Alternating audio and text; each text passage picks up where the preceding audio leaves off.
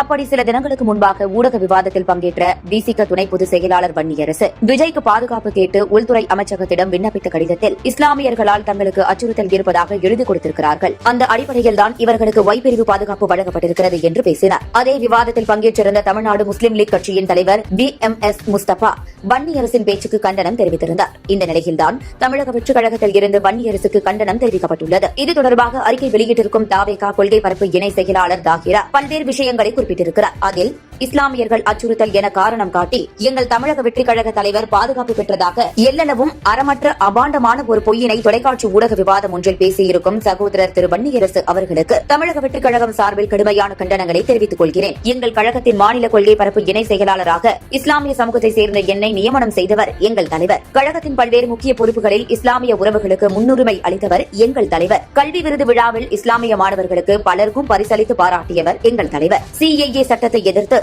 இஸ்லாமியர்களுக்கு ஆதரவாக நிற்பவர் எங்கள் தலைவர். எங்கள் தலைவர் அவர்களை இழிவுபடுத்தும் நோக்கில் நீங்கள் பேசியுள்ள அப்பட்டமான பொய்யின் வாயிலாக ஒட்டுமொத்த இஸ்லாமிய மக்களையும் ஏதோ தமிழகத்தில் உள்ள தலைவர்களின் பாதுகாப்புக்கு அச்சுறுத்தல் செய்பவர்கள் போல சித்தரித்து அவமரியாதை செய்துள்ளீர்கள். இதற்கு என்னுடைய வன்மையான கண்டனத்தை தெரிவித்துக் கொள்கிறேன். திமுகவின் ஊதுகோலாக இத்தகைய பொய்யினை சர்வசாதாரணமாக பேசும் நீங்கள் நாங்கள் பெருமதிப்பும் மரியாதையும் வைத்துள்ள தங்கள் கட்சியின் தலைவர் திரு தொல் திருமாவளவன் அவர்களுக்கும் அவப்பெயரை தேடிக் கொடுத்துள்ளீர்கள் என்பதை மறவாதே. இஸ்லாமிய மக்களை தம் நெஞ்சில் வைத்து நேசிப்பவர் எங்கள் தலைவர்.